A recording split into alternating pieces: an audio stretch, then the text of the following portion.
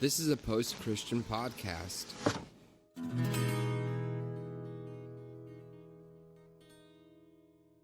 Welcome to the Revolution Church podcast. Hello, folks. This is Jay with Revolution Church. This week's podcast is going to be a little bit different. It's something that me and Caleb recorded when we first met, and we didn't have service last week due to this thing called the coronavirus. Not sure if you've heard about it or not. But anyhow, enjoy me and Caleb getting to know one another for this week's Revolution service. So when do you want to start? I guess we've started. It's up to you. Should I do like a formal introduction or something? I don't know how you do this. Introducing my next guest, my pastor, Jay Baker. How do you do this? Do you want to hear my music? Sure. Okay.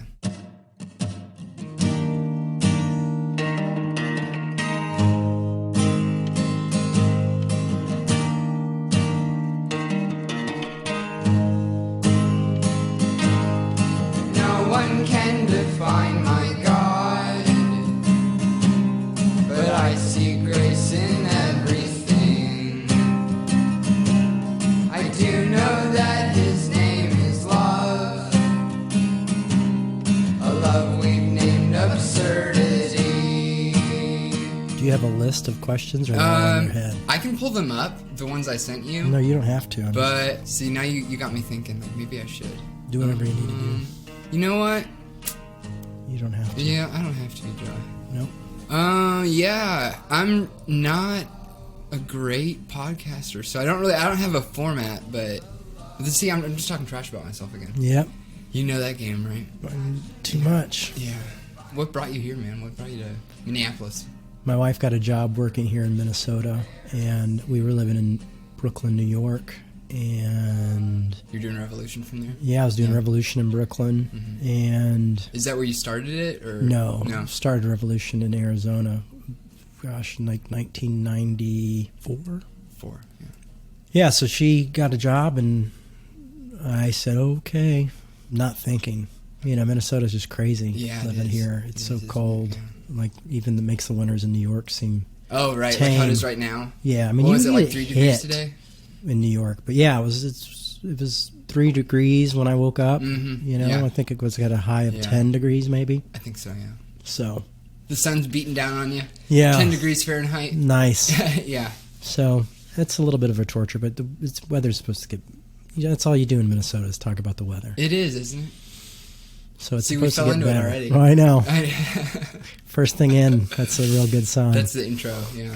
Talking about the weather. Great. So what's next? Yeah, what is next? Could you tell me about, like, we started talking, because usually after church, with air quotes, yeah, you know, we'll, like, grab a bite to eat and start, we were talking about circumcision last right. And I was like, dude, save it for the podcast. Like, how do you think that shit got started? Who got it in their head and told their friends, like, we got to start cutting the tips of our dicks off? God got it in his head. Do you think he got that ball rolling? That's what they say. Yeah. It was to separate themselves, literally, to separate themselves. Who's going to see that, though? Like, how does that I don't know. A distinguisher? You know, the Gauls, which are the Galatians, supposedly fought naked. Now, I don't know if that has anything to do with circumcision, but they fought naked. You know, I'm sure if you had someone like Rob Bell, yeah, he could probably tell you exactly why. Could you call Pete up real quick? Yeah, I don't know. I don't think Pete would know why they're circumcised. Circumcision started, but I think Rob Bell would. Yeah, he's probably had some awesome talk about it. It would make you at the end be like nodding, like, you're like, yes, that's a great reason. It's hard. He's hard to take notes when you're listening to him. Oh, right. He's so deep. He's so Rabbit good. holes. Yeah, I'm sure he does have one of those. About circumcision? Yeah. Did you go to seminary? No. No. Yeah, I go to seminary. Oh, do you? Yeah. No way. I take a class a semester, so it's not like super going to seminary, but taking a Paul Tillich class and Are you really? Class. Really? And I just took a spiritual formation class. And there's a class coming up on Jesus and just all the different views of Jesus on Jesus. Like the historical? Well, some like historical views of Jesus and mystical views of Jesus and that different sounds like theological. A good class. Yeah, so I'm hoping to take that very soon. heard great things about that class. So, yeah, I... You introduced me to Tillich, honestly. That's how I started listening to your podcast, was you reading Tillich's sermons, yeah. Yeah, that was my introduction to... Pretty crazy. To Jay Baker. Especially because I didn't know how to edit, so I had to, like, read the whole sermon all the way through, which was really weird to read, 4 pages with dyslexia. He's got 3 books that are collections of his sermons. Okay. And they're really good. I really highly recommend people check those out. One's called Shaking the Foundations. I can't remember what the other 2 are called off the top of my head.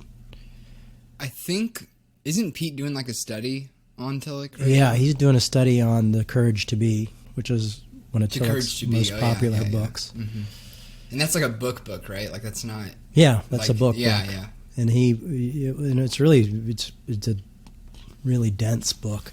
And it's hard to believe that it was popular in the 1960s, but... Right. That's kind of people seem to be smarter then. Yeah, I'm on Pete's Patreon, and I get his little notes and stuff or whatever. Yeah. And he's like one of the last great philosophers who was popular during his time. Yeah. It's like the introduction to the book or whatever, and I was like, wow, that's really good. We don't really have that anymore nowadays. No. He was on the cover of Time magazine when it mattered. Because the only philosopher I'm at all tapped into right now is like Caputo. But he's...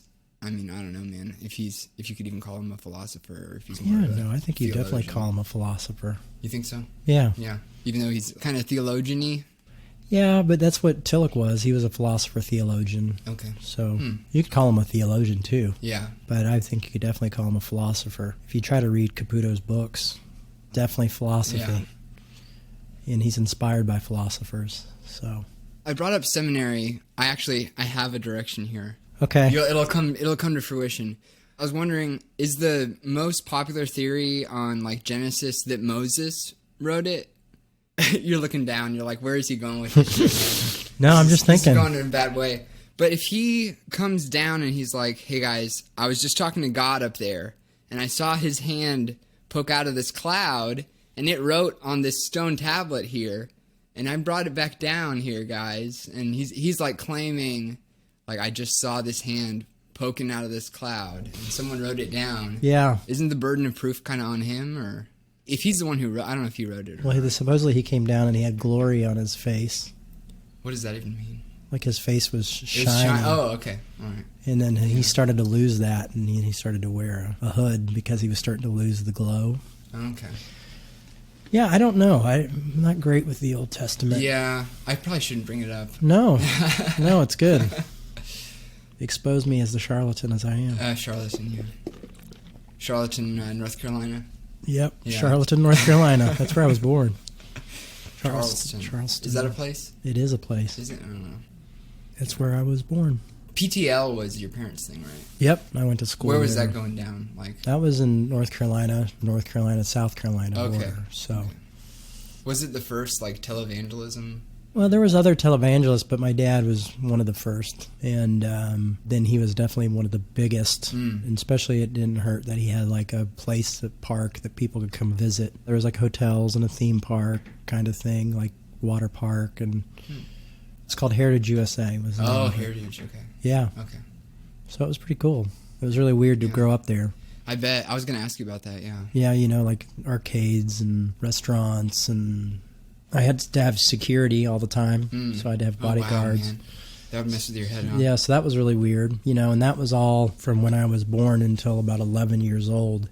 That was my reality. School was there as well, too, so I went to school there. In the, property. Heritage? No way, Heritage Academy. Man. Can you tell me about that? Well, what do you want to know? I just wish I could see like a snapshot of what that was like. Would you compare it to any other private school, you think? Yeah, it was like any private schools, I think, like Christian private schools. Okay. It used homeschool type curriculum. Okay. I think it was called PACES. I'm thinking of Becca. ACE. And we used a Becca too later. Did you use a Becca? PACE, you went at your own pace. And then a Becca came later and kind of threw everybody off because we were all on this PACE system. It was I think it's pretty normal to most Christian schools. It wasn't uniformed or anything like that. Oh, it wasn't? Oh, okay. No. See, I went to a uniformed private school.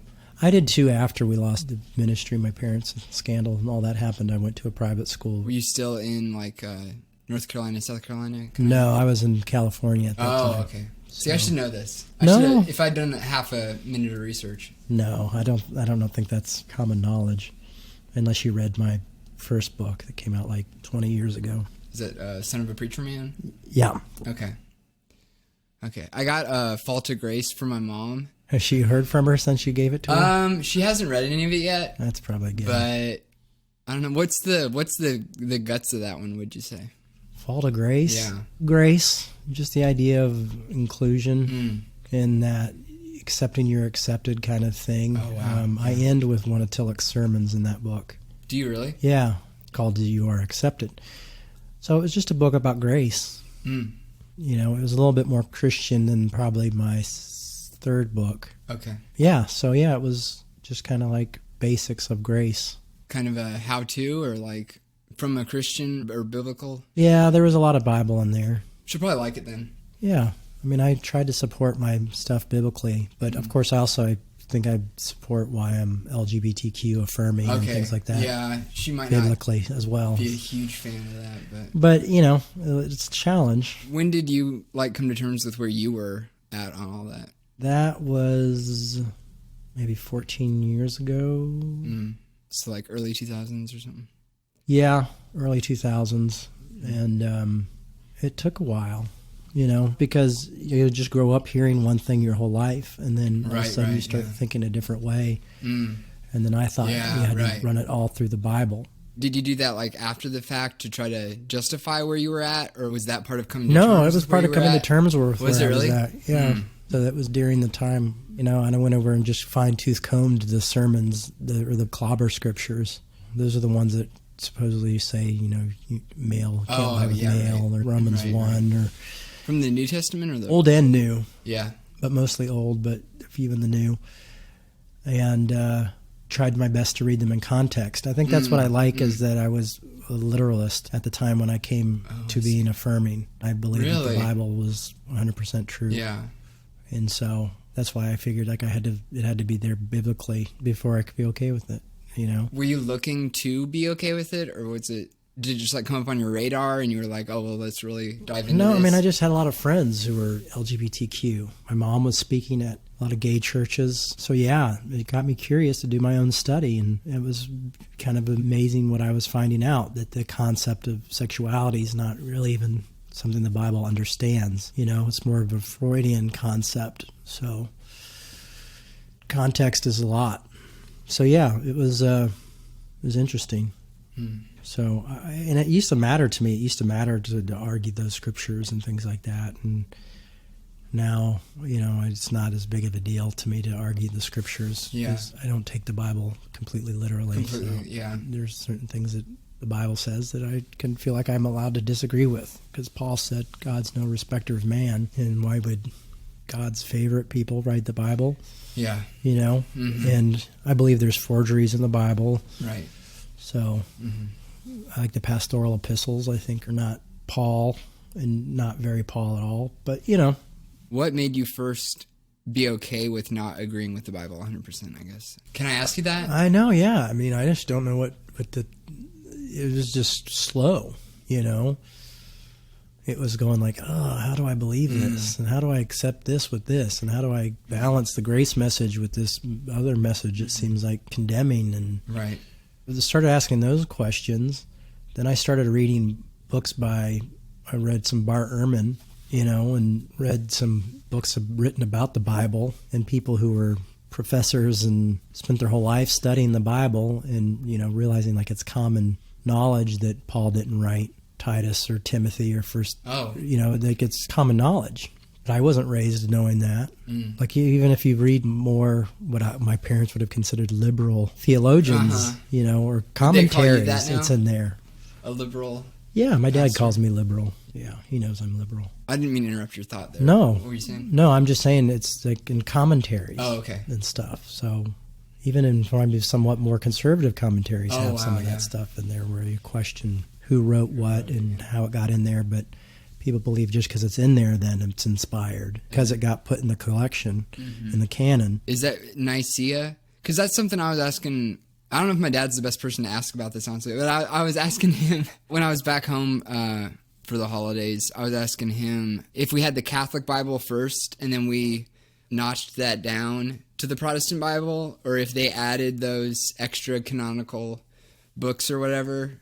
Do you know the answer to that? No, I don't know the answer to that. Okay. I have some Bibles with the Apocrypha in it. Apocrypha, that's the word, yeah. And some without it. I was, of course, raised to believe that wasn't part of the Bible. Yeah, right. So same, yeah. This is stuff that we could Google real easily. Yeah, we could probably look it up. I mean, I brought it up. I might as well. I'm going to look it up right now. Apocrypha. How do you spell that? Ask the dyslexic person. Yeah. Okay, books of the Apocrypha. Oh, this sounds good. Do you think we should trust Wikipedia? Yep. Okay. Apocrypha are works written of unknown authorship or doubtful origin. Biblical Apocrypha is a set of texts included in the Latin Vulgate and the Septuagint, but are not in the Hebrew Bible. While a Catholic considers them deuterocanonical, well, there you go. Protestants consider them apocryphal. Secret or non-canonical is the Latin. Oh, weird. Yeah. It's from the Greek adjective to obscure or to hide away.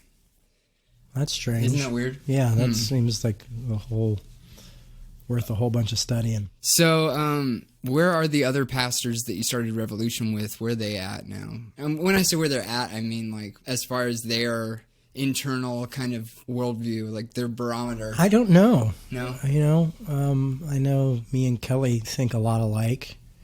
She's a pretty neat person. I haven't talked to Mike or Heather in years, so I don't know where they're at. I'm the only one left doing Revolution. Yeah, okay. So... yeah. What would you say like Revolution is about, if it's about anything? For me, it's about grace. It's about understanding grace. It's about accepting grace for yourself, accepting others, and hopefully allowing people to come who don't subscribe necessarily to what I believe or what I think, whether it be non-belief or conservative belief, but just a place where people can come and see someone who still respects the Bible. And uses the Bible as a primary tool to bring a message. But mostly it's, to me, it's about grace and acceptance and helping people accept that they're accepted and doing that biblically. Wow, yeah. So that's a big what Revolution's about, That's a big mission statement. So it makes people uncomfortable and messes with that and provocateur, be provocative a little bit. But I never know because of so many of the people are online listeners, so I don't know exactly what it's doing, And in New York, we'd have more people walking in off the street or just coming in because they heard something about us. Okay. So that was a little bit more organic. Yeah. What do you think that Minneapolis lacks that New York had as far as that, like that aspect of it? I don't think it's what Minnesota lacks. I think it's what Minnesota has. I think Minnesota has a lot more liberal denominations and congregations. And so people here are not, You're not like the sore thumb. Yeah, No, I mean, I feel like one of very many progressive believers. I see progressive and talk to progressive people and meet progressive people here all the time. And in New York, there are progressive people, but there's still conservative people. There's all sorts of different, you can throw a rock and hit a different religion. But you have so many people who are from so many different places. It's such a melting pot. Okay. People traveling from all over the place. So I would meet people who maybe listen to us online from wherever they were from, and then they decided to come check it out. So it was interesting because then people also visit New York, and it was definitely a high for the church. I really enjoyed doing it there. Is that when like the numbers were biggest? No, the numbers were probably biggest in Atlanta. Okay. And I really enjoyed doing it in Atlanta too. It was just a different vibe and a different group of people. A lot of younger people when I was in Atlanta. Oh, interesting. Why do you think that was? Was that like the pastors? Yeah, I think it was because I was younger too. Oh, okay. I was 23, 24, 25, and so the people who were coming were in their early 20s. So I kind of feel like I attracted that. Were you affirming at that time? I became affirming in Atlanta. Okay. So yes and no. So, Okay. there was a part of time. But I was never against it. I was never against anybody. I just never had that in my I wasn't like, oh, sinners, or oh, atheists, or oh, LGBTQ people, They need to change. I always accepted people just the way they were. And my mom and dad kind of taught me that, was to love people just the way they were. Yeah. Oh, man, that's a hard pill to swallow for me. Well, love was always, supposed to be what won. Love was always, Jesus loves you was the trump card of everything. Yeah. That's what I was taught. Okay. So I was taught legalism and things like that too, mostly from people who worked for my parents more than my parents. Like in school? By teachers by youth pastors. And, I thought, I'd come home and think the rapture happened and be terrified if nobody was home. Man, that happened to me too. Yeah, so, So you were getting that from your folks? Yeah, a lot of that came from my folks. Is like I just didn't have a judgmental attitude towards people. And because I grew up in such like a seeker-sensitive environment. I see. I always wanted to be around people who weren't church people anyway. Because of your parents? My parents played a big part of that, yeah. Okay. But also wanting to do something different. Yeah. Be in a church and not be... I wanted to, reach out to people where they were at. Okay, wow. Yeah. People weren't having churches as much in bars, and people weren't doing coffee shop churches. And Is that what you were doing? Yeah. Oh, okay. So in Atlanta? Yeah, we've met in different places. We met in a place that was... We worked with the homeless in Safe House for a long time, and then we met at a couple clubs in Atlanta. We were in a bar in Brooklyn. We were in a bar here. We're in a bowling alley, but it's a bar, restaurant. Yeah, I like that location, honestly. Yeah, it's just trying to find common ground with people and get connected to... I think before it was easier to get connected to community. Now that I'm in my 40s, I've got 2 kids that are, under 3 that I have to take care of. It's harder to, just hang out in the community. And it's harder for me, at least in Minnesota, to know where the community is. What is the community? Right, yeah. So in like Atlanta, I kind of just picked a part of town that I liked and hung out there. And maybe that's what I should do here. Maybe not reinvent the wheel. But, I also picked a part of town in New York where it was easy to get around. Oh, okay. Because I never went with the idea of like, oh, I'm going to win New York to Jesus, Yeah. I'm just like, I'm going to be in a spot and talk about my stuff. Mm-hmm. What was the first part of that, like, legalism that you were taught that you let yourself, like, start to question or let yourself, I guess, kind of cast aspersion on? I don't know if that's a valid question. No, it's good. Probably things like the rapture, when I started to ask questions. Oh, yeah. Mm-hmm. Does this make sense? Or does it make sense to Bible, not love certain people? And then hell and trying to make sense of that all-loving God that, gives you a choice between being loved or going to hell. Yeah. Those are things that I started questioning a lot. Mm-hmm. So I think it's in Romans or Acts where the 2 people get struck down because they lied about the money. Right. And I used to have a hard time with that because I was like, oh, they're under new covenant. Why are they being held accountable and being struck down by God? Right, Jesus. Isn't it straight up God just like lightning bolts him? Yeah, that's what it says. So, things like that, I started questioning. But it was tough. It was really tough to start questioning those things because I was told not to my whole life. Yeah. Do you feel like you kind of got a snowball rolling that you couldn't control the avalanche from? No. I still probably am somewhat conservative compared to a lot of my friends. Maybe just because of the fact that I still believe in this stuff. But, what do you mean by this stuff? Christianity and Jesus and not all the time. I can't say I believe all the time. I got a lot of doubt. But, and that I'm still teaching the Bible. I'm not like trying to be like, and then Kant said, and Lacan said, and, but it's also because I don't have that level of education as well, so. I don't know. You think that if you had all that education, you'd be somewhere else? Maybe I'd be more doing type of theology that Pete's doing. I don't know. I'm doing what's in my wheelhouse and what I'm comfortable doing and what I know to do, and challenging myself and trying to challenge others who might be in a similar state, Yeah, right. So, I don't know, man. Yeah, I mean, I've read Tillich, and I've read, other philosophers and theologians, and, I like what Luther said a lot about the Bible. I don't like everything Luther said, obviously. Right. But I liked what Luther wrote about grace in the Bible. But he was medieval, so it was like, it's not that progressive when you're going like, I like a 500-year-old theologian. Oh, I'm sorry. I thought you were talking about Junior. No, Martin Luther King Jr. as well. But, he was also a big fan of Paul Tillich. Was he a fan of Tillich? Yep.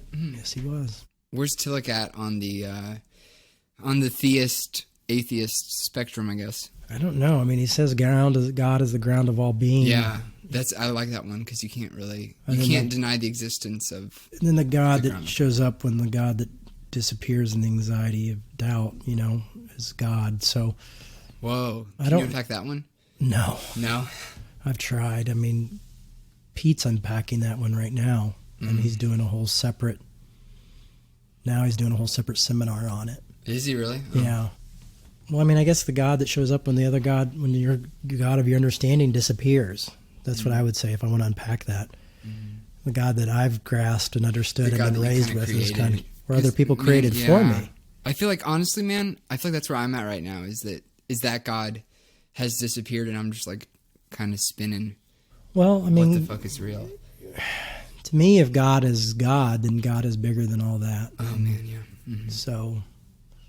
Is that what you're faced with now? Like, yeah. Is that the God that you're looking at? Yeah, God greater than my understanding. For some reason, that's comforting to me. I don't know why. Well, it's comforting to me. It's because it's I'm a finite human being trying to understand the infinite. Yeah, that's beautiful. So there's that. Mm-hmm. And I think you were starting to go this direction earlier, maybe. But if God is a loving father, then as a dad yourself, like, could you ever eternally like waterboard your kids or whatever? Like, could you I couldn't do it for a second. Is that part of God's character? Like, of a perfect father's character, is being able to damn your fucking kids? Like, I don't know, or someone else's kids, even, like, not even your own kids. Like, could you damn any child? Could you eternally torture? I've been on the playground a few times. And like, you could push the button. When you see your kids hit your kids, you get insane. Yeah. Hey, no, man, that's a good point. But I don't think I could. No, I obviously couldn't do that I couldn't do anything like that to a child. I love kids, and you're watching their minds explode and trying to understand life in general. Just kind of vicariously. Yeah, and you see this and you watch this and you go like, oh my gosh, they're just, everything is so new and confusing and strange and basic. Just is. There's no question of why. Why are we here? We just are here, and it's just so. Are those the type of questions that like Milo asks you, or is he putting those words together yet? No. I mean, he likes the fact that I go to church, but he doesn't know what church is. And he goes, "How was church?" When you come home. Yeah. What do you think his picture of it is in his head? I'm really curious. I don't know. I think it's probably, we've gone to bigger churches to see like Christmas music, and we went to a parenting class at another big church, and they had like macaroni and cheese for the kids and cookies. So he probably thinks churches with like singing and macaroni and cheese and cookies, which maybe a lot of people do, actually, if you think about it. That's great. A lot of people go to church for the potlucks. The cookies, Yeah, for the fellowship. That's what we need more of at Revolution, man. Yeah, maybe that would help bring people around. I feel like I could be helping to shoulder more of that, like being the younger kind of like guy, like, come on, Jay, let's go. Young hip guy. But I get all these like cool ideas, and I suck at executing any. I don't know if maybe that's me getting down on myself, man. Yeah, you gotta stop. Maybe make a list. Yeah, tearing yourself down and make a list. Prioritize. Yeah. If I email you a list, can we make the first two things happen, you think? Yeah, I think so. I mean, if you just wrote it down on a piece of paper. That's the first step. Emailing me is not going to do much good. I'm horrible at email. Same, man. Yeah. Mm-hmm. But I haven't opened my inbox. Like, I haven't read the most recent 10 emails at any given time. I'm really bad at email. I think that's related to the, like, depression and shit, honestly, man. Like responding to texts. I think I heard you maybe on some podcast or on Revolution or something, talking about that once, about how when you're in a real bout of depression, like the effort it takes to do your morning routine, or like to respond to a phone message or to a text, is like, it just wipes you out for the day. It does. Sometimes it takes me a day to return day or two to return a text, just because I get so overwhelmed, much less an email. Yeah. Because an email's like a whole letter, huh? Sometimes, yeah. I want to ask you, why is that? Like, why? But I guess... Why is an email like a whole letter? No. Why is it such a burden, like, when you're in depression? I don't know. I mean, washing my face is a burden when I'm in depression, getting out of the bed. So it's just like anything else, just something you have to do and something you have to think, and it's a connection with another human being, and you're like having to answer... And you're having to put on the face. And be like, hey, I'm happy. Or whatever. Give a bunch of information. And you're like, man, I could barely take a shower, much less put the effort to give a bunch of information. And then if you're like me, it piles up. And then you're just like, oh, I don't even know where to begin. Yeah.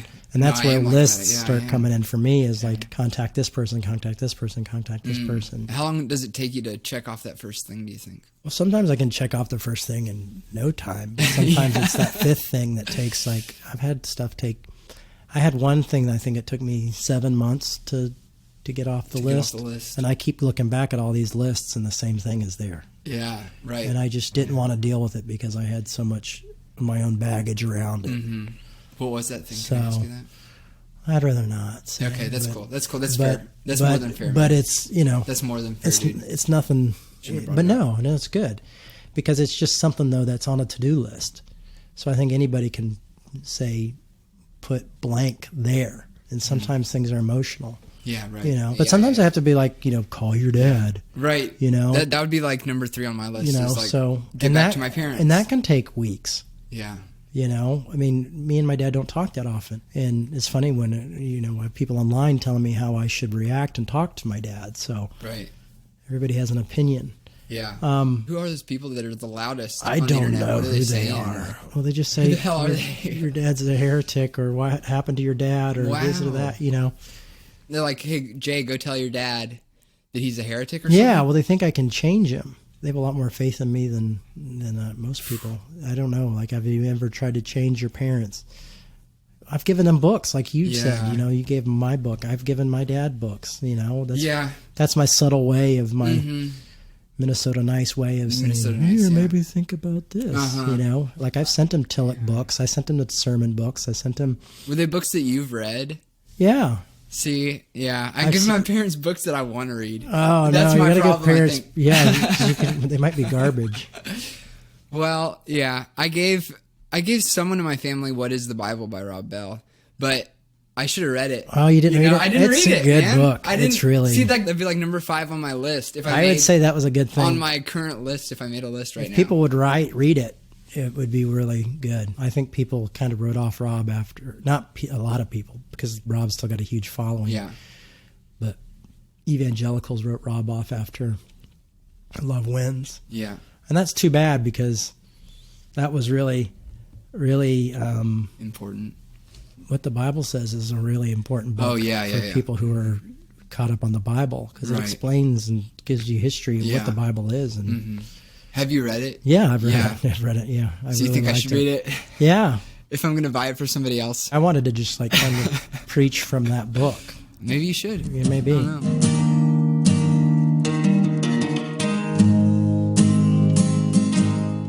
I'm not sure where to pick it up after that.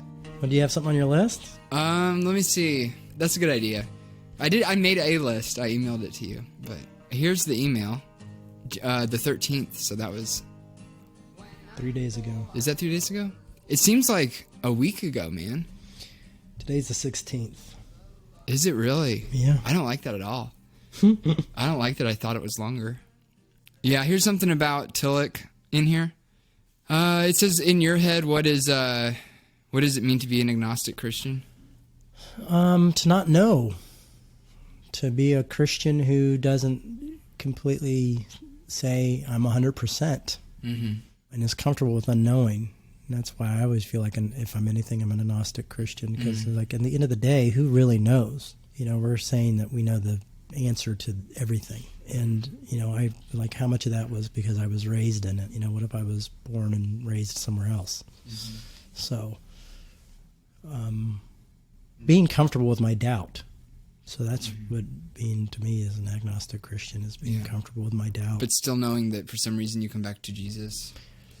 I mean, it doesn't have to be that way. I mean, but yeah, I do come back to Jesus. So I guess that's what makes me a Christian. Mm. Yeah, because I took on that label after I heard you using it. I was like, oh, that's what I am too. Me too. You know, like, hop on that bandwagon. Yeah. Like that's a thing. That's a title I can use. That's how, you know, because I don't understand Christian atheist. I don't understand that completely. Isn't that Pete's term? Yeah, Pete uses that a lot, but I don't completely grasp it, so I don't go around like, but, you know, I don't grasp it. So Christian agnostic is the best I can come up with, or agnostic Christian, you know, and just being like. I think agnostic is being honest. Yeah, it's just being transparent with your doubt. Oh man, I like that, transparent. Yeah. Yeah. That's what I feel is important. Yeah. Yeah. I guess comfortable maybe is. Yeah, comfortable is maybe another word, but transparent is, you kind of eventually make it become comfortable because you're letting everybody see that. Mm-hmm. Where do you think that line is between transparency and being comfortable? I don't know. I mean, I've always pushed myself to be uncomfortable with my transparency and to be as transparent as possible. So it's a tough one. Yeah. Yeah, it is. But I'm very, very transparent about my mental health and very transparent about a lot of stuff, I mean, there's also stuff that I'm not transparent about, And so life is that way. But I've always pushed myself to push the boundaries. So when I have a doubt, use the doubt. If I'm using a commentary, tell people I'm using a commentary. Right. You know what I mean? Not like, I was thinking the other day. Oh, right. And try to write it off as right. I want other people to know that they can do what I do. So like working with writers, I could have very well had ghostwriters on my book. Just put my name on it. But I'm dyslexic, and I feel like that's doing a disservice to other dyslexic people out there, and being like, you know what, you can work with a writer and do a book, Did you kind of stamp it as that, like when you release it and stuff, like say, hey, this is why I had to work with this guy, or like? I may have in one of the books, I don't know, but not always. But I talk about it in interviews. Right. But that's when I made the book deals, I was like, no, I want the writer's name on there. Okay. I want it to be with, or and. Yeah. Yeah. Whatever the writer wants. Yeah. And or with. They're the writer. They're the wordsmith. They're the wordsmith. They're the wordsmith. I guess, I'll keep, I think the list is a good idea, man. How about if I keep with the list? I can't believe this was 3 days ago, man.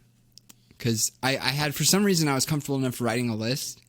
But when I'm like, oh, that was only 3 days ago, I'm like, I feel like I've been depressed for longer, to where it's been a chore to get through the day. Or I don't know, man. You've only been depressed 3 days. Hey, it's only been 3 days, dude. There you go. Yeah. Feels like a week. It feels like 2 weeks, I think. Well, there you go. But it's only been 3 days.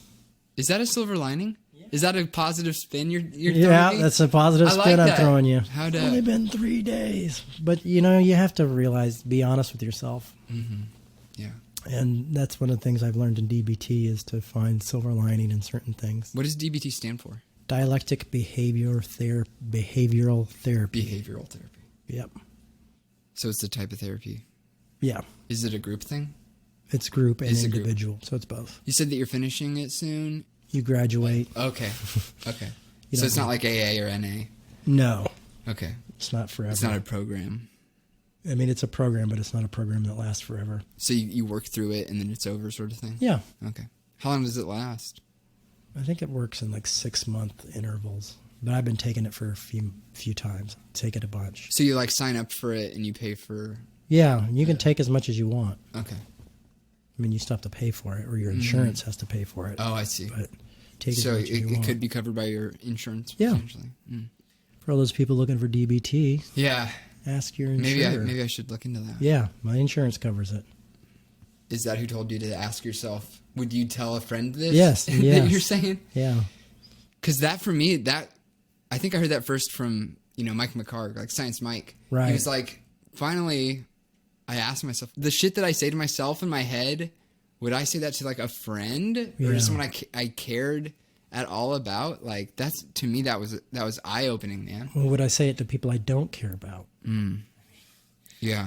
You know what I mean? Yeah, right. Maybe I have a few people that are in my head who I will talk about.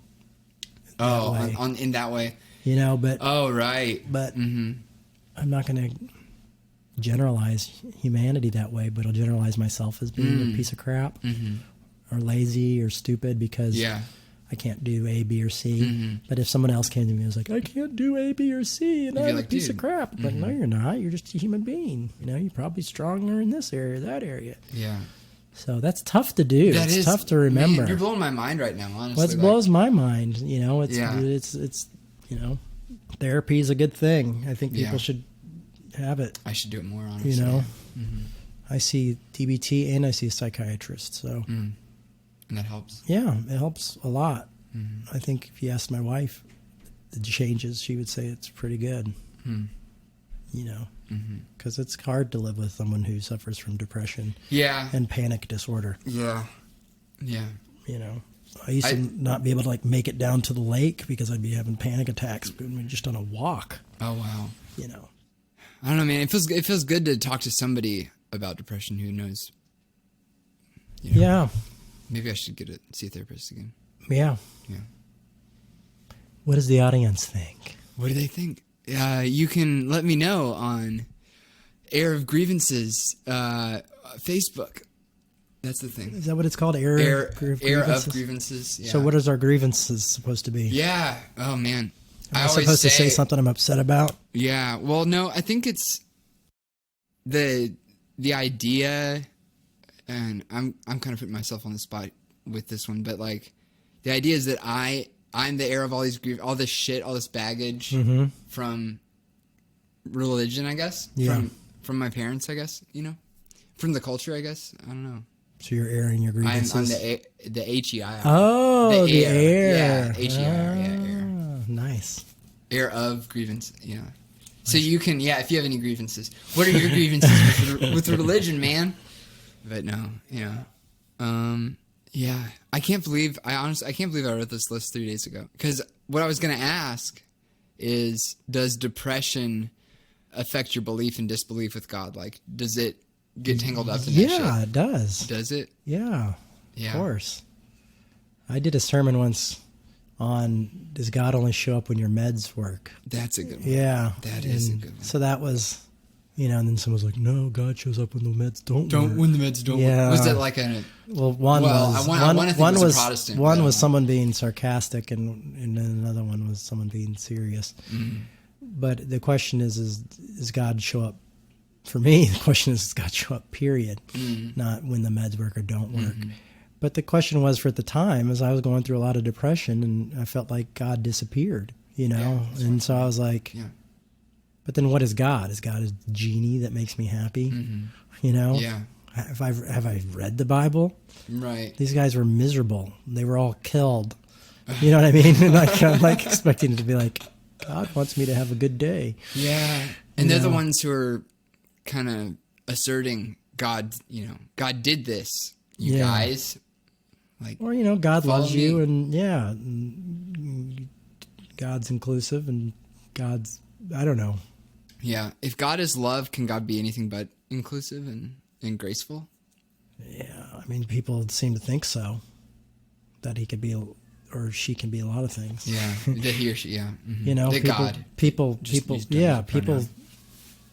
have their own ideas of what God is, and God is love, but then Yeah. But God is love only for the predestined. Yeah, man. The elect. See, for me, that's like the biggest, that's why I can still call myself a Christian, is because for some reason, God is love is like, I cannot get that off of my filter of what reality is or whatever. Like, I can't disconnect that from my worldview. And I don't hate that. And that's the thing I'm most comfortable saying, is that God is love. Right. And I think that when I experience love, I'm experiencing God. Yeah. I mean, I don't know. That's the most certain I can get. Yeah. No, that's understandable.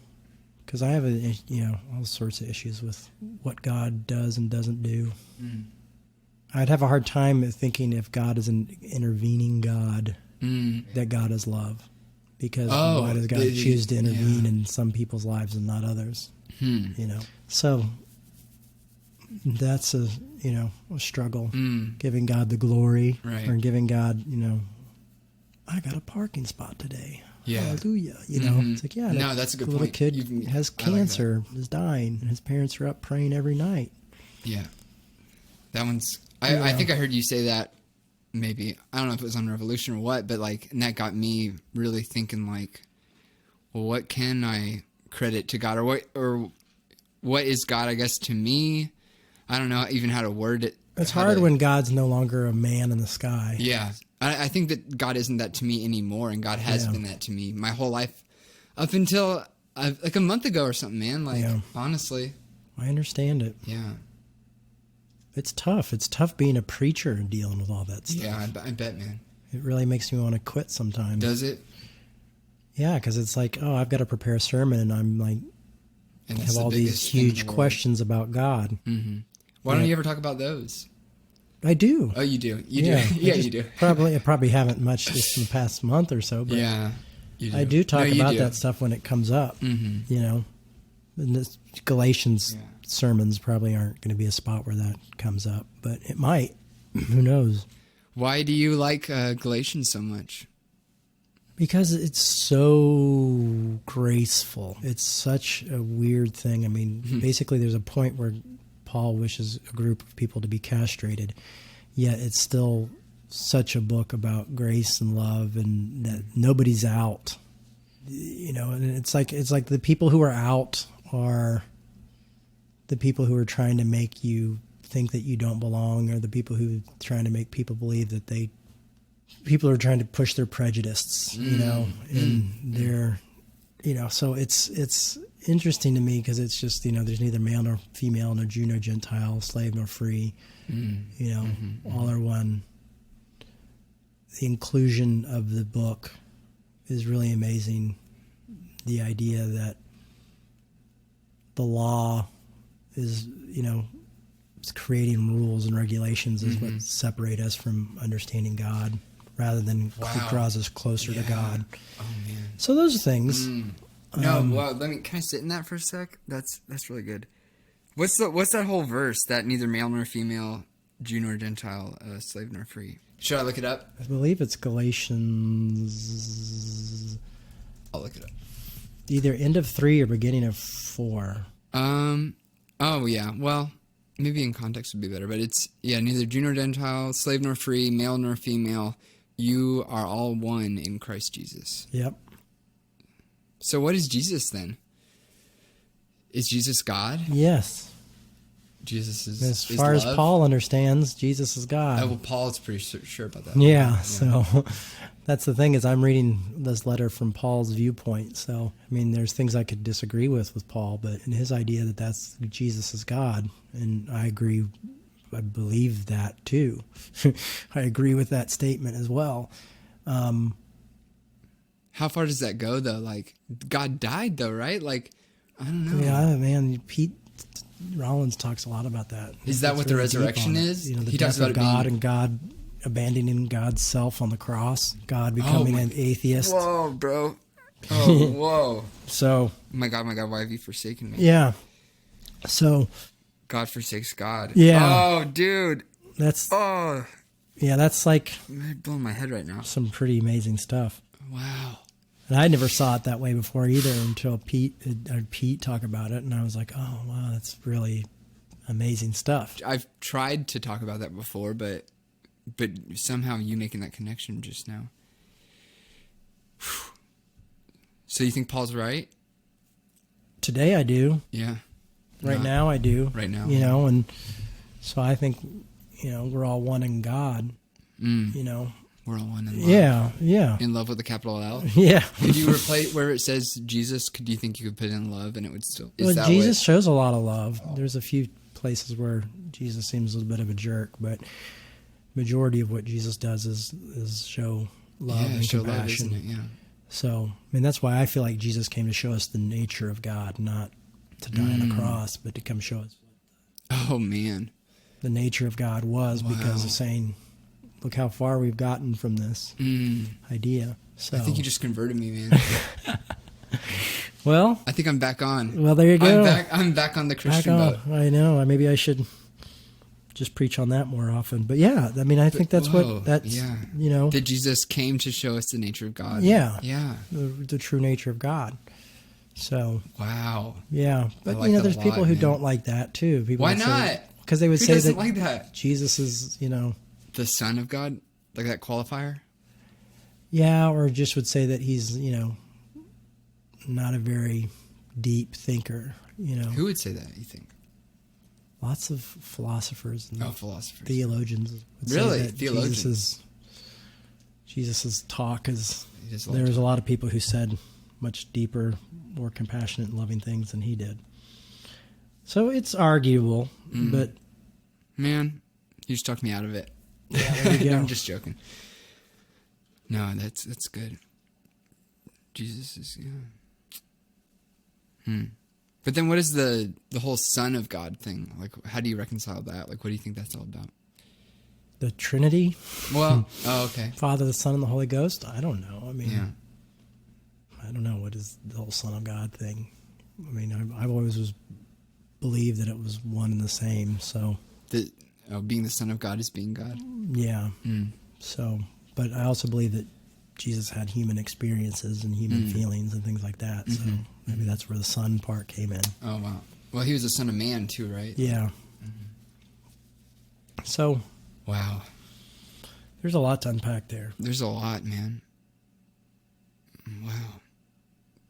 I wish you could see what's going through my head right now, because you kind of blow my mind. Jesus. Well, that's always nice. Yeah. Oh, wow. I'm trying to recover from that one. Let me see. What else did I put in the outline is, I guess, where I should go back to. That's been helpful. Oh, yeah. Okay. I asked about Revolution. Where are the other pastors now? I guess I already asked you that. They're not pastors anymore, right? Is that the answer? Probably not. I don't think so. Okay. Do you think that... We're all pastors. Yeah. Could I be a pastor, man? Yeah, of course you could. You think so?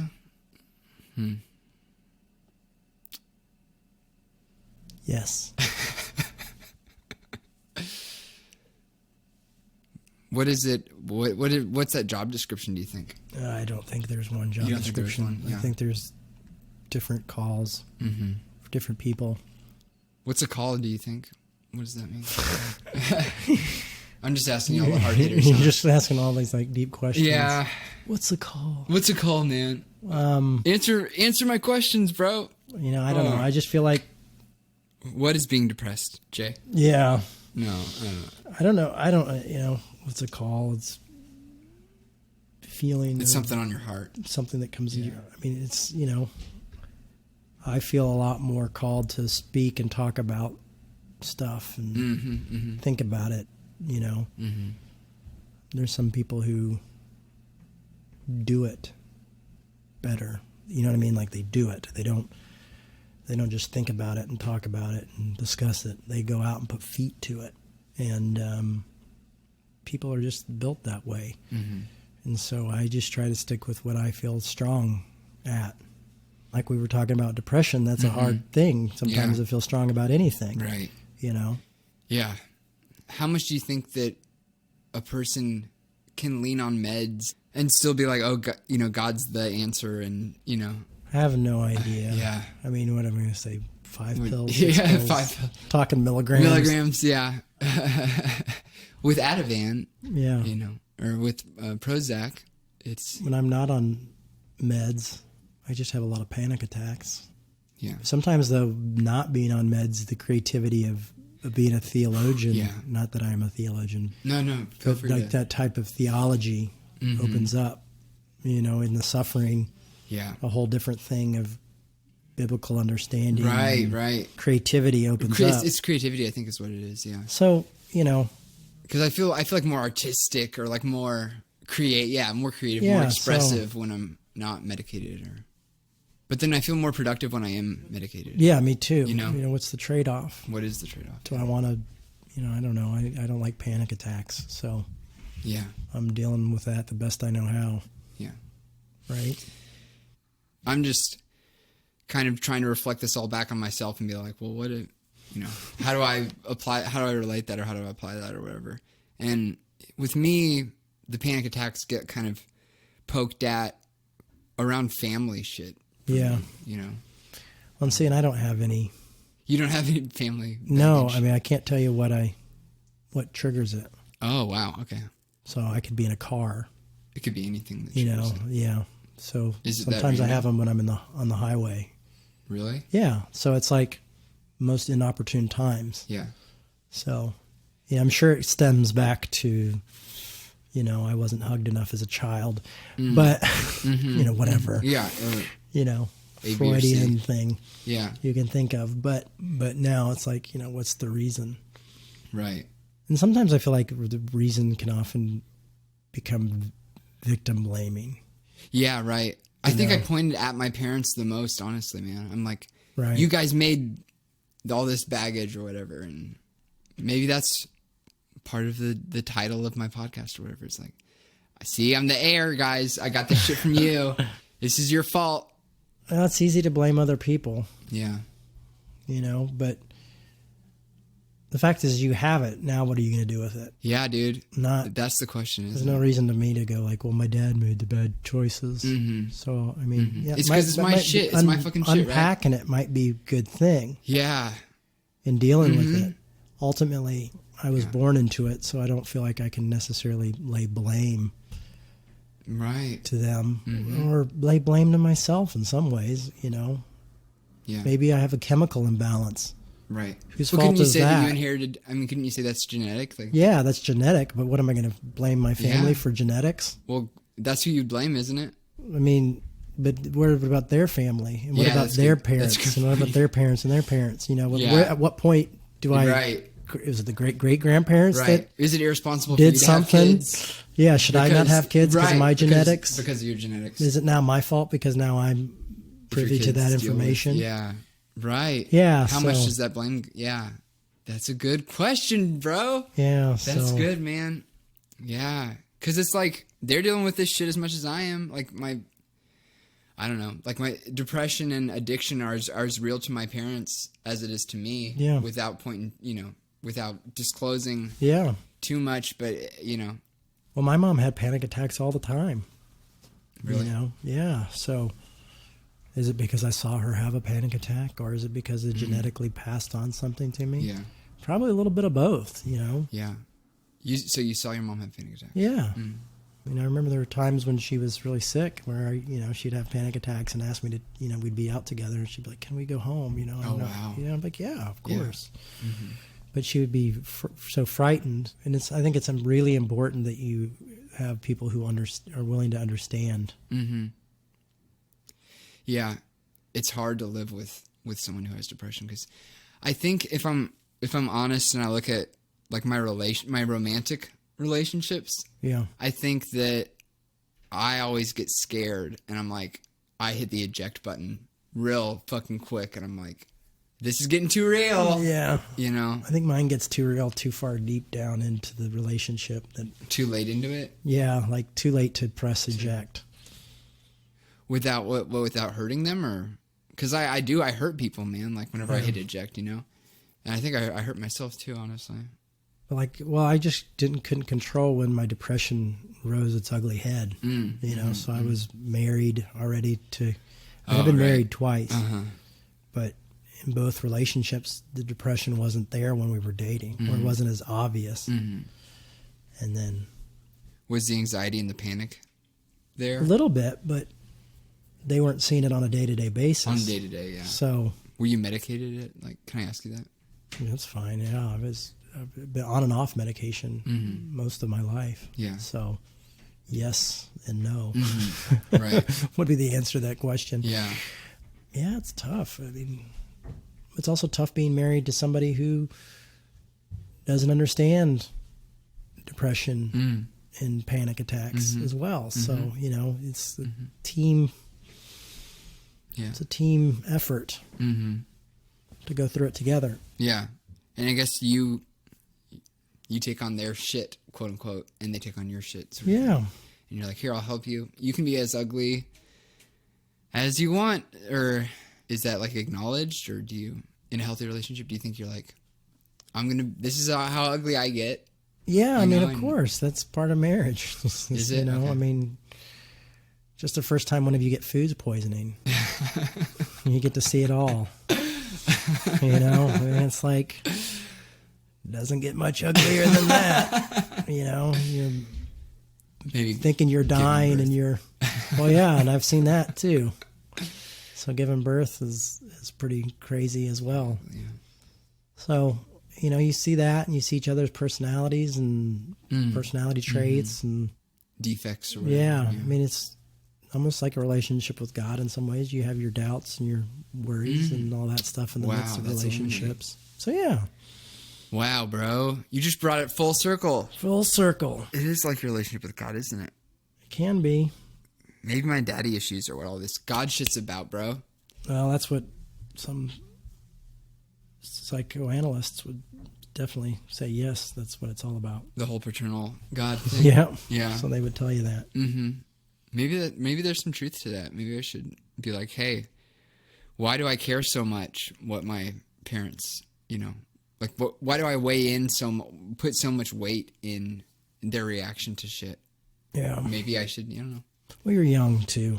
Am I? Can I still say? I'm almost 30, man. Yeah, how long can I keep saying? How long can I play that card for? I don't know.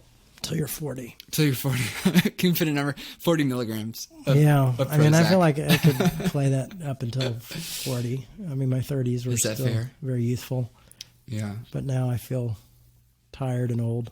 Well, I feel that way when I'm depressed. I feel like dragged down, and I don't know. When was the last time I texted you? Was it really like 3 days ago or something? Because it feels like it was 3 weeks ago. I don't know. I have to check my phone. Okay.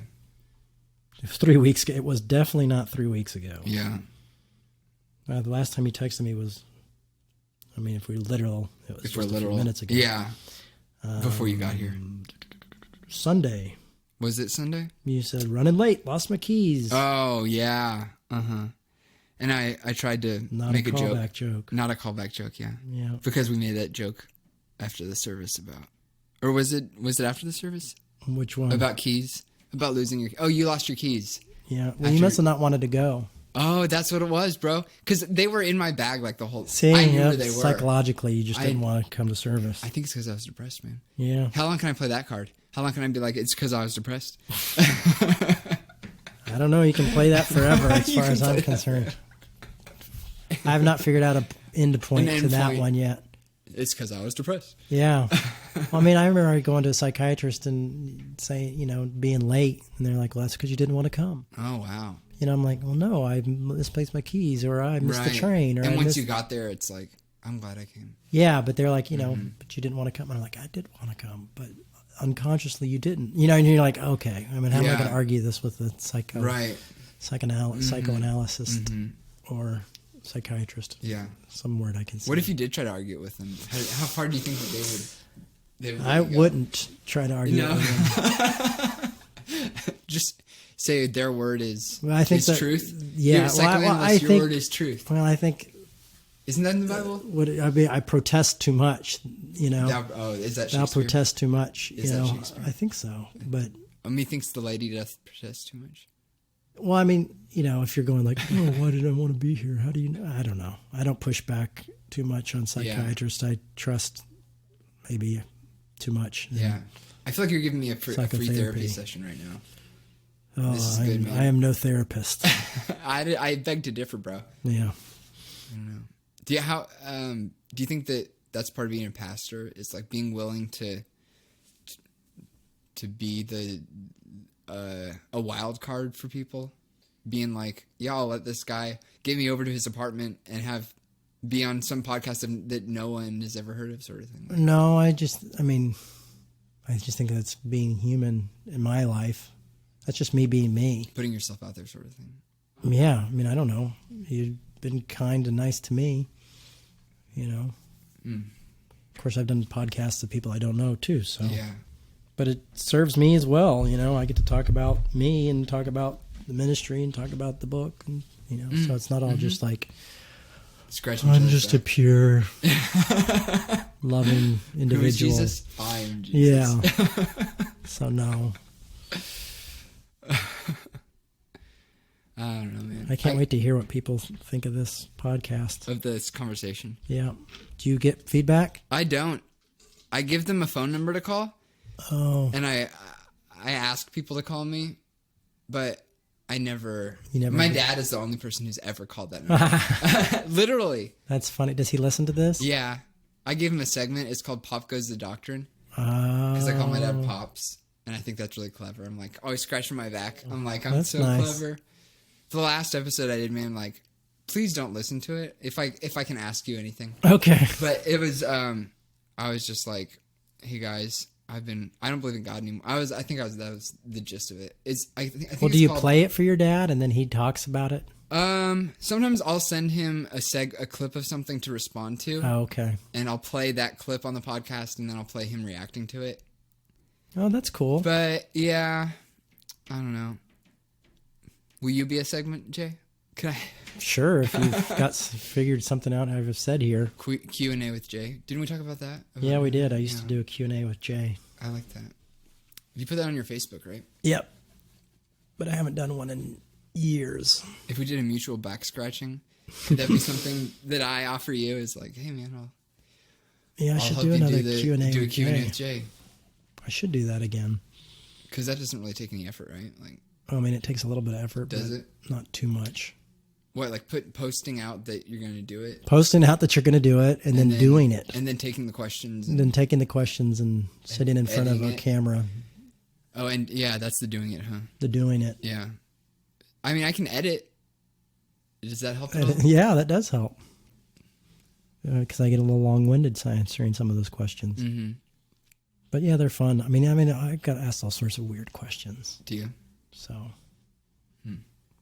if I post this, if I link this to you on Facebook, and people who are your followers see it or whatever, and they do call me with questions, can we use those questions? Yeah. In a Q&A with Jay? Yeah. That'd be fine. Call me at. Can I do this right now? Yeah. Hold on. Oh shit. Should I not cuss? I don't care if you cuss or not. Do you think Jesus would? Probably not. Jesus called people brood of vipers. Yeah. So that's probably... Bunch of assholes is the rough translation. Yeah. Should I edit that part out when I don't have the number? Yeah, you should probably edit that out. Transparency to a point. Yeah, to a point. 612-460-0364. I think that spells something. You should figure out what it spells and then use it. Yeah. Not at this instant. Okay. Well, I'll put that on my list of stuff to do. Speaking of my list, let me pull that up again. Man, thanks for being so, going with the flow so much here and shit. And, letting me be so casual, honestly. My list. My wife. Is that still a joke? I don't know. Borat? No. No. If I have to make the connection for you, the answer is no. You have to explain it. It's not funny. Then it's not funny. Yeah.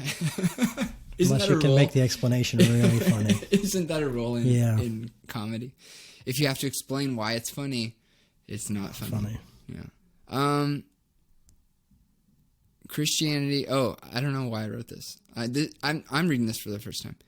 So let's react, okay? Here we go. Christianity is not about what you believe. It's about how you love in absurd selflessness. I think that's a John Caputo thing.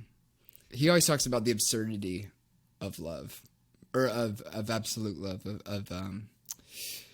of selflessness. How being selfless is weak and is absurd. And so if God is selflessly loving, then God is weak and absurd. Is an absurd concept, yeah.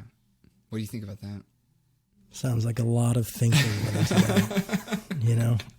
Sounds like a lot of smarts, a lot of education and a lot of philosophy went into that statement. Yeah. Well, I think the way he chases it down is he has the whole term weak theology, which is the idea that if God is love, then being love is being weak, is letting yourself be exposed and be weak and be stepped on sometimes. Yeah. Like, you know how... But that's what Jesus did. That's it is, isn't it? You know, a lot of the disciples did, and apostles, and they allowed themselves to be stepped on and beat and imprisoned, and so that would make sense. Isn't that what what's his name in the congregation at church who was talking last Sunday? What's his name? The older guy? Bill? Is it Bill? Bob, yeah. Isn't that what he was saying about being a sponsor? Is that it takes like a certain level of being exposed and like being willing to be beat up or abused or whatever to be an effective AA sponsor or NA sponsor? Yeah.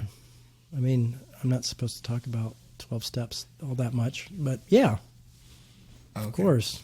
No, it's okay. It's just part of the 12 steps. Yeah, but I went to a meeting or two, I guess. But yeah, it's courtesy that you were shown. Loving people takes that. Loving people is really tough. That's why I think that's the ideal. Yeah. That's good, dude. Is loving people is absurd in some ways. Yeah. That's why it's the road less traveled, or the narrow road and the narrow gate, is because loving is... Wow. Yeah. I mean, I'm a Christian again, bro. You're falling in and out of faith this whole conversation. Yeah, I am. I think I am. I don't. Okay, going down the list. There's no God in the traditional sense. Atheism creeps in from an outsider's perspective on religion. God is the ground of being, not a being. The subject, not the object. I think that's a Pete Rollins thing, isn't it? I think I was also sounds a little Tillich. I think I just listened Tillichian. to... Is that kind of Tillichish? Oh, the ground of being. Yeah. The ground. Okay, yeah. What do you think he's getting at with the whole ground of being thing? Like, because you probably know a lot more about Tillich than I do, having actually read him. I mean, just basically God's, It's the God that's there when you take away the God. Yeah, I mean, it's not that God's not a being. God's not the man in the sky. The man in the sky. I mean, just to basically put it. Full circle, bro. Yeah, so it comes down to that. He's not the man in the sky, dude. I'm sure it's deeper than that. I know it's deeper than that. I took classes and read books that blew my mind. The Systematic Theology, Volume 1. I'm just surprised I have much left in my mind. To be blown? Yeah, well, no, not to be blown, just to comprehend. Just left in your mind. Yeah, it was very dense stuff. Oh, you mean after reading that book specifically? Yeah, it's just so dense. To recall it is tough. I'd actually take the class again if I could. Yeah, I was going to ask you about that, yeah. Just to grasp it more. Because I don't have the college education that most seminary students do. Okay, see, that's what I was going to ask you about is... I didn't go to college. I didn't go to Bible college. I didn't go to any college. And so now I'm showing up at the seminary taking these classes, Are you a celebrity student? Like, do you have a reality show following you around? Yeah. Like, no. Jay goes back to school. Hey. No, I just had a professor there that seemed to believe in me and pushed me to go to classes. Oh, wow. How did you meet that professor? He came to Revolution. No way. Yeah. Really? Yeah. When? A few years ago. Here in Minnesota? Yep, here in Minnesota. And he came? Yeah, and he said, I think you should get a proper theological education. Wow. So I don't know if that was an insult or not. But so, you know, are you saying that as a semester, joke? It might have been an no, insult? I was just, yeah, it's a joke. Yeah, okay. But he he believed in what I was doing and believes in what I'm doing. And do you still talk to him? Yeah. Yeah, every semester he kind of gives me, oh, you should do this. Oh, really? Okay. So you that. can kind of check in with him? Yeah. This is what I took, what should I take? Yeah. Okay. Yeah. Cool. So. Is he like the encouraging voice in your head or whatever? Yeah, I mean, he's encouraging. He's one of those people who's encouraging to me to continue to go on, you know, because there's a part of me that would really, you know, be tempted to just retire and go get a job. To retire the pastor thing? Yeah. Just the whole doing the church altogether and just please don't, man. Well, I'm trying not to. I'm holding on. I'm white knuckling it. Please don't, bro. Well, I'm trying not to. So I'm not yet. So I shouldn't be crying right now. No, don't cry because I'm not going to quit. I have no plans on quitting. Okay. I should if I was smart, but I'm not. Is that a voice in your head? Yeah, that's a voice in my head. Yeah.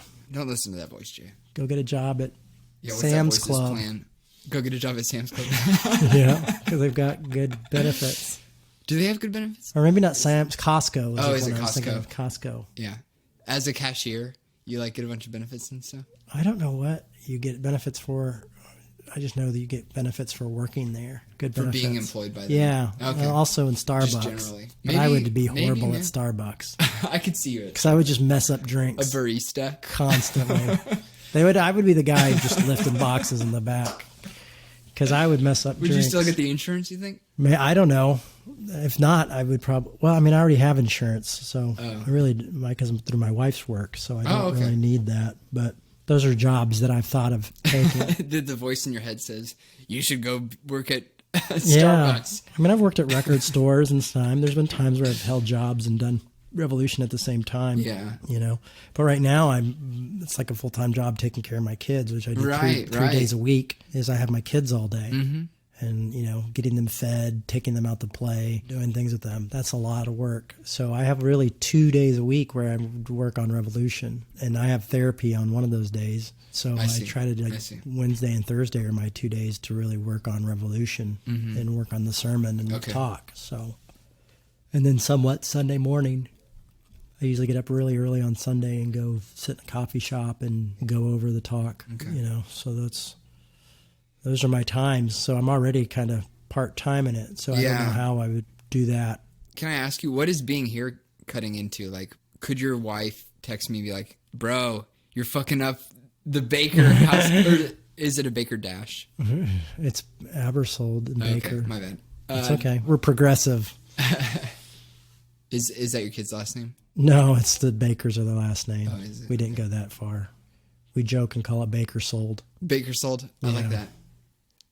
Because I wonder about that. Like, if I were the wife or whatever, would I be cool with taking this dude's name and like booting out my old name? Yeah, it's weird.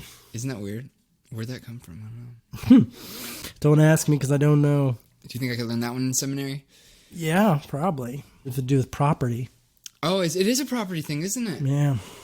So there you go. I bet you're right, man. But full circle, huh? I've had a few full circles. I keep wanting it. I keep pushing it in that direction. I'm like, I'm trying to make it full circle. So yeah, I mean, what do you mean? What is being here costing me? Oh yeah, my bad. Good call. Yeah. What would you be doing with this time if you weren't here? I guess is what I was trying to ask you. If I wasn't here? Yeah, like if you didn't come tonight, what would you be doing? Watching your kids? Yeah, no, we'd have dinner. Okay. Yeah, I've been putting the kids to sleep. What time do they go to bed? 7. Oh, okay. But then the little one goes to bed whenever, 7 or 8. Yeah. It just depends. It's with kids and toddlers. No, I should know that. I mean, it's just tough. I work with 4-year-olds every day, dude. Like. So it's insane. I mean, it's, reading a book to my son is like, I'm just reading it loud. Mm-hmm.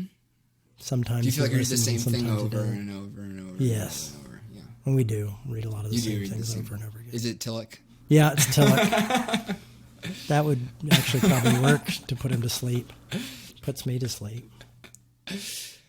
What books do you read to Milo? Little Blue Truck. Pete the Cat. Do you know Pete the Cat? Yeah, I haven't read it. I read that one at school. But I do know that. It's like Pete on the cat, wheels on the bus. Right. Pete the cat. Did I say Pete on the cat? Yeah. Yeah. Pete like the cat. Little critters and... Yeah, dude. Berenstain Bears, right? Do you know? No. Yeah, so that's a lot of that stuff, and gosh, I don't know. A lot of kids' books. Mm-hmm. Yeah.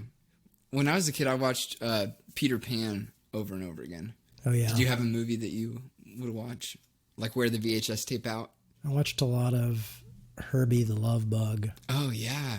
Oh, those Disney movies with like the same cast members in them? Yeah. Like Flubber? Or no, not Flubber. The Nutty Professor? Yeah, kind of like that, but they're like original ones. That they were based on, right? Like Witch Mountain. What? Witch Mountain? The Parent Trap? Witch Mountain? Yeah, like with those. The Haley girl in it? Yeah, like those movies. Yeah, I like those. But that, and watched Star Wars a lot as a kid. Mm-hmm. Saw that a lot. For sure. So, I don't know.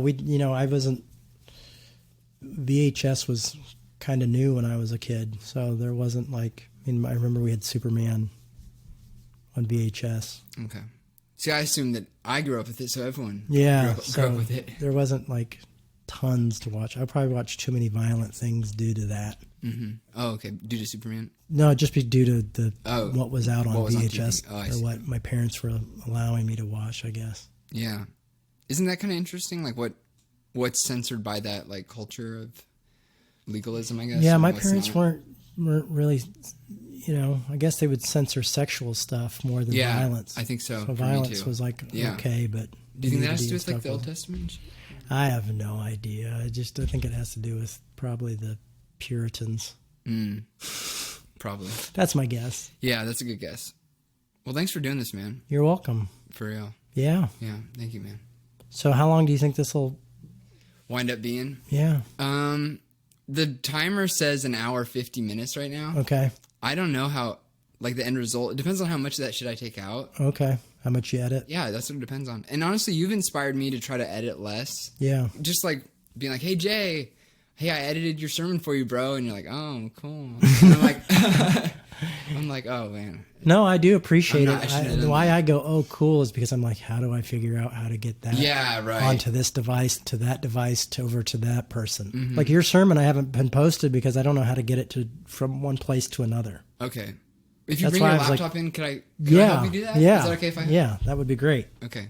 But that's why I'm like computer illiterate. That's my literacy, man. See? Is editing shit and like Dropbox. I'm awful at that. So you could figure out how to get it. I can scratch your back, man. And you can scratch mine by uploading my sermon. Oh, it's mine. What's up, Amanda? This is Jay. Hi. He's my pastor. We're doing a podcast. No, you're... Please, you're good. No, we're live. You're totally good. This way. There must be a McDonald's near here. Oh, there is, yeah. There's like 2 in both directions. Oh. Yeah, we're surrounded. That's what it is. Yeah. We could go grab a Coke if you want. What do you think, man? I think I'm going to grab a... You're going to do Taco Bell. Taco Bell. Yeah, that's fair. All right, man. Well, is it cool if I do tag you when I post this? Yeah. Twitter, too, because that way I can retweet it. Oh, that's a good idea. All right. Cool, man. Should I say the end or something? The end.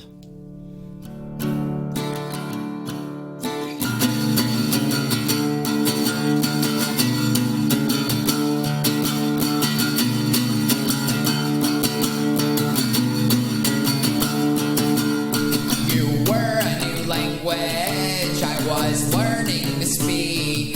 It was rough around the edges, but good enough for me. It was good enough for me.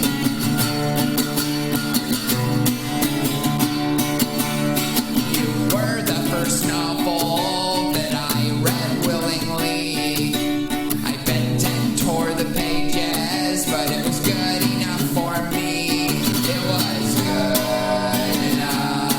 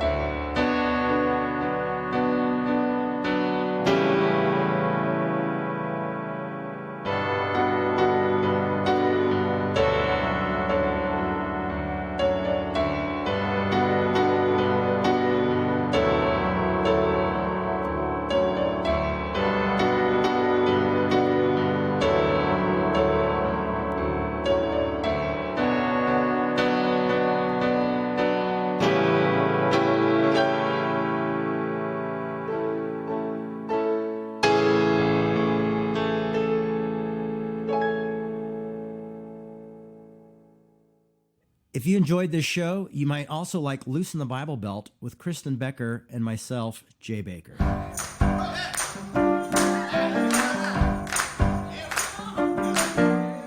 What I discovered in the 2 weeks that I worked on that sermon and meditated and prayed was that if God is greater than the death of Jesus on the cross, then certainly God is greater than AIDS. And I proclaimed that, and everybody went, oh, how could you say that? But, God is greater than AIDS. God's a greater reality than any disease. I said, in the face of having this stigmatized illness and cancer, I can still laugh. I can still enjoy my friends. I can still dance and sing. I can still be fully alive, even in the face of a potentially terminal prognosis. That was a post-Christian podcast.